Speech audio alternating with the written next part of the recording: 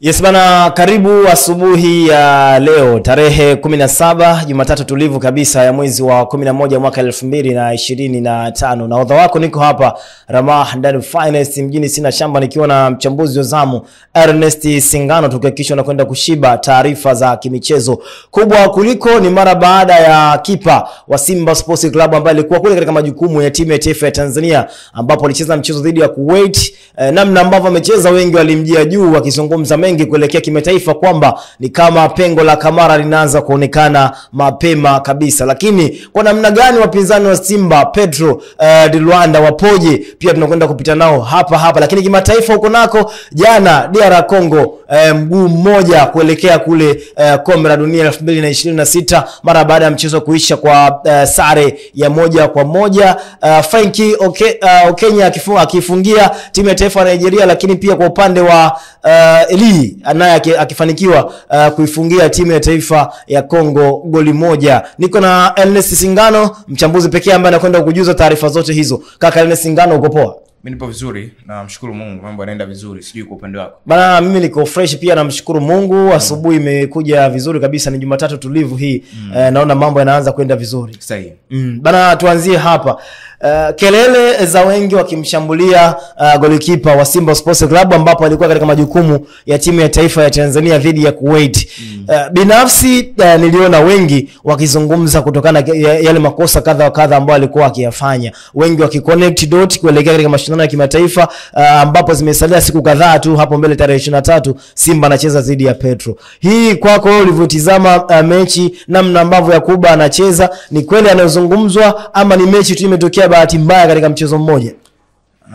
Unasema unapomlaumu golikipa ila angalia nao defense wanakuwa wanafanya makosa gani kwa wakati huo. Well, Yakubu Sulemani hakuwa na nyakati nzuri ama ilikuwa ni siku mbaya kazini ukiutazama ule mchezo. Well, Tanzania walipata mabao mawili ya haraka kipindi cha kwanza, lakini kipindi cha pili ambacho kinarudi Miguel Gamondi ni kama alikinoa vyema kikosi chake na kutaka ushindi kwenye ule mchezo, lakini ni kama Tanzania ilipoteza confidence. Sasa ukiangalia golikipa Yakubu Sulemani kwenye zile dakika za mwanzo, utakumbuka dakika 45 za mwanzo zinaanza tu ni kama Yakubu alipoteza confidence.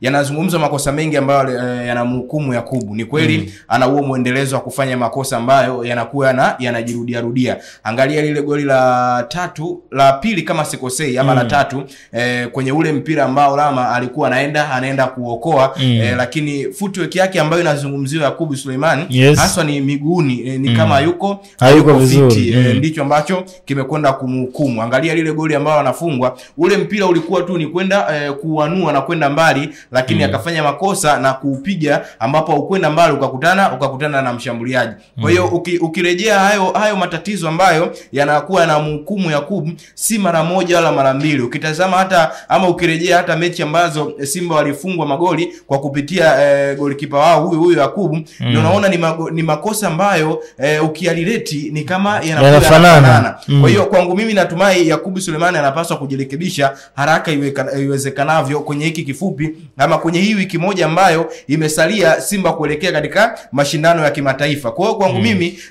Simba wanamkosa golikipa Musa Pinpin Kamara, na ni wazi na yeye anajua kwamba ndiye golikipa ambaye anategemewa kwenye hiki kipindi ambacho Simba wanamkosa Pinpin Kamara. Kwa hiyo kwangu mimi Yakubu kwenye hiki kipindi mashabiki hawamlaumu bure tu kwamba wanaona kuna kitu hakiko sawa kwa upande wake. Ukirejea hata kuna magoli mawili takriban kama kuna makosa ya kizembe ambayo ameyafanya kwenye ule mchezo. Kwa hiyo kwangu mimi unaweza ndio tukamlaumu Yakubu Sulemani kwenye ule mchezo, lakini angalia pia defense ambayo inamlinda Yakubu Sulemani. Kwa maana ya kwamba changamoto sio Yakubu peke yake, si ndivyo? Of course Yakubu akifanya makosa, lakini pia tuangalie ni kwa nini Yakubu alifanya makosa, kwa sababu kuna kabla hujamfikia golikipa kuna mabeki ambao kwanza watafanya makosa ili golikipa na yeye afanye nini? Afanye makosa. Kwa hiyo tunamzungumzia Bakari Nondo Mamnyeto, lakini pia alikuwepo Dickson Job kwenye safu ya ulinzi. Kwa hiyo kwangu mimi tunamlaumu Yakubu, lakini pia turudi hata kwa defense ya kwenye ule mchezo wa Taifa Stars. Kwa hiyo nao pia wanapaswa kujitathmini. Kwa hiyo kwangu mimi ni mpira ama uwezo ukawa fiti kwa asilimia 100%. Kwa hiyo Well amefanya makosa, lakini anapaswa kujirekebisha. Maneno yamekuwa mengi, pressure imeanza kumwandama kwa hivi sasa. Kwa hiyo kama hatujirekebisha, hii pressure inaweza ikamwandama. Kumbuka Simba wanaelekea kwenye mchezo mkubwa sana dhidi ya Petro de Luanda. Kwa hiyo anapaswa kujitathmini haraka ili kuweza ni kwa namna gani anaweza akawa fiti kwenye huo mchezo. Sawa, lakini wengi pia wakaenda mbali wakaanza kuuliza tatizo la timu yetu taifa ya Tanzania ni kocha ama ni wachezaji ambao tulikuwa nao hazina yake ni ndogo sana, kwa maana ya kwamba haimpi machaguo mengi kwa upande wa kocha Miguel Gamondi.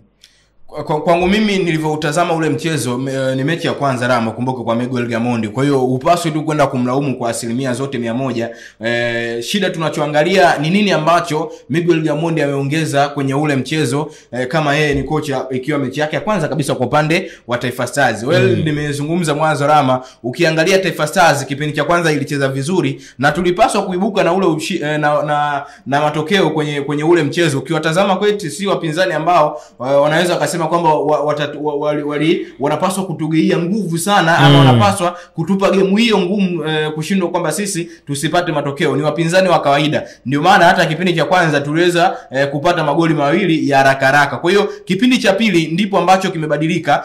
Ukiangalia wachezaji mmoja ni kama waliluzi confidence, ama waliamini kwamba hii mechi tumeimaliza na tunaweza tukapata alama 3. Kumbe haikuwa hivyo. Ukimtazama hata mwalimu wa Koiti ameingia kipindi cha pili na kwenda kufanya analysis nzuri kwenye kipindi cha kwanza kwamba tulikosea wapi, tuingieje kipindi cha pili, ndicho ambacho kimefanyika. Ukiangalia kile kipindi cha pili, yale mabao ya haraka Rama ndio ambayo yametupoteza. Lakini kwangu mimi Taifa Stars kipindi cha kwanza imecheza vizuri chini ya Miguel Gamondi, lakini kipindi cha pili wachezaji walikuwa wanafanya makosa ya ovyo sana. Yaani ukimtazama mchezaji mmoja ndio ambaye yamepelekea kuigharimu timu. Tazama Shomari Kapombe, na yeye hakuwa na nyakati nzuri kipindi cha pili, lakini pia Bakari Nondo Mwamnyeto kuna baadhi ya makosa ambayo yanayafanya.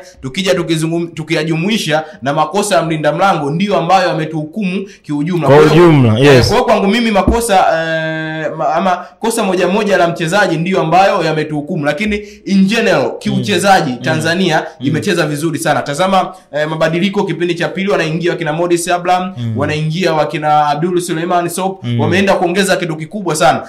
Lakini kwangu mimi ni kumlaumu tu labda Miguel Gamondi kwenye kosa moja ambalo naona alikuwa sawa kumwanzisha Abdul Suleiman Sop na kumwacha Selemani Mwalimu nje. Utakumbuka Abdul Suleiman Sop hana game fitness, hachezi mara kwa mara. Kwa hiyo hiko ndicho ambacho tumekuhukumu. Lakini kuangalia kama Light angemwanzisha Selemani Mwalimu kwenye kile kipindi cha kwanza, na tungekuwa tuna game nzuri sana, lakini pia ingepelekea kupata matokeo makubwa sana. Angalia ambapo Selemani Mwalimu anaingia kipindi cha pili, ameenda kuonyesha game nzuri sana na kutoa assist ya bao la 3. Kwa hiyo kwangu mimi ni makosa moja, lakini pia natumai kwenye hiki kipindi ambacho Miguel Gamondi anaendelea kubaki na timu, anaendelea kuinua timu vizuri, anaendelea kuwasoma wachezaji vizuri, natumai tutapata kitu kikubwa sana kutoka kwake.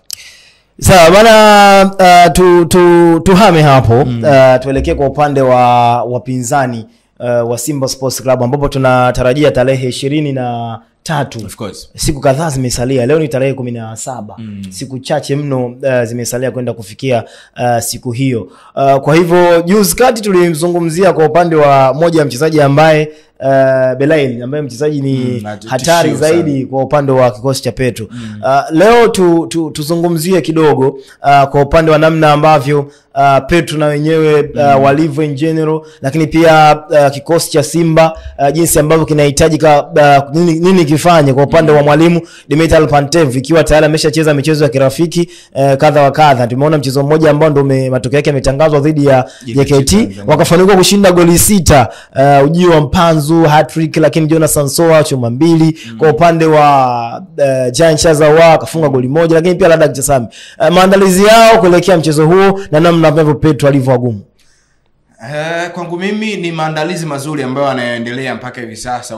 Kuhitaji mchezo wa kirafiki dhidi ya JKT Tanzania, ni wazi kabisa mwalimu Dimitar Pantev aliona ile mechi ya kwanza ambayo ameshinda magoli 2-1, magoli 2-1 ama ameshinda goli 6. Mechi ya kwanza ligi kuu, kabla ligi kuu yes ilikuwa goli 1, goli 2-1. Goli 2-1. Hata Pantev mwenyewe aliangalia ile mechi na kuona kabisa JKT Tanzania wamenipa testi ngumu sana. Kwa hiyo hata Dimitar Pantev Pantev anaomba mechi ya kirafiki kucheza na JKT Tanzania, sio kwamba hana akili ama sio kwamba anaenda tu kucheza mechi ya kirafiki. Alitumai kabisa hawa watu wamenipa game ngumu kwenye mechi ya ligi kuu soka Tanzania bara. Kwa nini nisikutane nao tena kupata mechi ya kirafiki, kuona ni kwa namna gani wananipa testi kuelekea mechi ya ligi ya mabingwa barani Afrika dhidi ya Petro de Luanda. Unajua ni kitu gani ambacho kimemshawishi mwalimu Dimitri Pantev kuomba mechi ya kirafiki dhidi ya JKT Tanzania?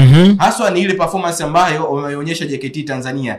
Ndicho ambacho kimemshawishi mwalimu Pantev na kuomba kwamba nahitaji tena mechi nyingine ya pili, kuona ni kwa namna gani ninaweza nikaonyesha performance yangu kwa wachezaji ili kuelekea kwenye hiyo mechi kubwa. Kwa hiyo kitu ambacho kimemshawishi ni ile performance ambayo walionyesha JKT kwenye mechi ya kwanza ya ligi kuu. Kwa hiyo kwangu mimi tunaweza tukasema mechi ya kirafiki dhidi ya JKT Tanzania haitoshi kutoa majibu sahihi kwamba kuelekea kwenye mechi ya ligi ya mabingwa barani Afrika. Ni mechi mbili tofauti. Petro na JKT ni timu mbili tofauti. Unavyojiandaa na Petro Atletico na unavyoenda kujiandaa na JKT Tanzania ni vitu viwili tofauti. Kwa kwangu mimi game plan ya Petro itakuwa ni tofauti. Kwenye hiki kipindi ambacho wachezaji wapo kwenye mapumziko ya timu ya taifa, wanatafuta tu ile fitness ya timu kwamba wachezaji wake wajiandae kwa namna ambavyo ya kuelekea kwenye hao mashindano ya klabu bingwa. Kwa hiyo alichokihitaji mwalimu Dimitri Pantev, na nimeona baada ya mechi kuisha ametoa andiko na kusema kwamba anachoangalia yeye si ukubwa wa mchezaji ama si ukubwa wa jina wa mchezaji, anachoangalia ni kazi ambayo unaionyesha uwanjani. Lakini pia kwa upande wa Petro, mchezo wao wa mwisho walicheza na Diagosto, walipoteza tarehe 9 kwa maana mwezi huu ndio mchezo wao wa mwisho kabla hii FIFA break. Walipoteza kwa maana ya goli moja katika mchezo wa ligi. Na ukiangalia pia mchezo wao kupotea kwao umepelekea wao kushuka, kwa maana kwamba katika msimamo wa ligi wako nafasi ya 4. Unakumbuka Willet Benguela wale walicheza na Young Africans, ndio sasa ikabidi wao wachukue nafasi ile ya Petro. Petro alikuwa nafasi ya 3, kwa hiyo Willet akapanda juu, Petro akashuka, alama moja akaachwa nyuma. Anasomeka akiwa nafasi ngapi? Nafasi ya 4 kwa upande wa Petro. Ligi yao ikiwa inaongozwa na Libolo FC, anafuata Diagosto, Willet, lakini anayefuata mwingine ni Petro de Luanda ambaye ndio huyo mpinzani wa Simba. Nafasi ya 4. Wakiwa wamecheza michezo yao 6. Akiwa na alama 12 kwenye michezo 6. Kwa hiyo alitakiwa kusanye na alama ngapi kwenye michezo 6? Hapo ni 6 mara 3 kaka, ambao tunapata 24. Of course. Kwa hiyo kwenye alama 24 amekusanya alama ngapi? 12. Alama 12. Kwa hiyo utaangalia ni kwamba amezigawa. Huo msimamo ukiutazama inakupa uhalisia sahihi kwamba Petro si yule ambaye tunamzungumzia wa kipindi hicho, ama Petro yule ambaye tunamfahamu wa ligi ya mabingwa barani Afrika. Inakupa taswira ya kwamba Petro amedrop kwa namna moja ama nyingine. Tukirudi kwenye msimamo wa ligi kuu soka Tanzania bara, kwa upande wa Simba akiwa amecheza michezo 3, akiwa amejikusanyia alama 9. Kwa hiyo ukiangalia ule wastani, Simba na nafasi kubwa ya kufanya vizuri kwenye huo mchezo dhidi ya Petro de Luanda. Natumai tutapata muda mzuri sana wa kuchambua mchezo mmoja wa kuangalia nafasi nzuri ni zipi, lakini kwangu mimi ambavyo natamani natamani kuelezea ni kwamba Simba na nafasi kubwa sana ya kushinda dhidi ya Petro de Luanda. Ukiutazama tu huo msimamo wenyewe inakupa taswira kwamba Petro si yule ambaye tunamfahamu wa msimu ama wa misimu iliyopita wa ligi ya mabingwa barani Afrika. Kwa hiyo kwangu mimi ukimtazama Pantev anakiandaa vyema kikosi chake. Nadhani pia Petro kwa sasa hana mchezo mwingine, mchezo ambao unasubiria yeye ni dhidi ya Simba. Mchezo wa ligi ya mabingwa. Lakini bana tuondoke hapo. Jana kabla tujamulika kimataifa, hata Young Africans na yeye amecheza mchezo wake wa kirafiki dhidi ya KMC. Of course. Tunasema akachabazwa. Kwa moja ya taarifa ambayo Singano ilikuwa inanifurahisha kwa namna gani unajua? Bana ile taarifa Yanga walikuwa hawajaitoa bwana. Walikuwa wanaivizia. Yule mchokonozi yule mchokonozi ambaye alilitoa lile la Ndabwile akawapeleka mjini. Ikabidi na wenyewe sasa waposi kwamba wamechukua chuma 3 kwa 2. Mchezo wa kirafiki ambao wamecheza Young Africans dhidi ya KMC. Kwa nimefuatilia interview ya mwalimu mwenyewe, anasema kwamba umemsaidia kuwapa nafasi wale ambao walikuwa wapati nafasi. Tumeona akina yule beki ambaye anatokea Zanzibar, yes. Lakini pia tumeona akina Balakonte ambaye amefunga pia kwenye mchezo. Kwa hiyo lakini Minju pia kama unamfahamu yule bwana mdogo kacheza. Kwa hiyo kwa mujibu wa alichokelezea mwalimu ni kwamba umempa fursa kwamba kuona ni kwa namna gani anapata kikosi kipana na kuwapa nafasi wale ambao walikuwa hawapati nafasi. Lakini kwetu sisi ambacho tunakiangalia si tu kuwapa nafasi, lakini umepoteza huo mchezo.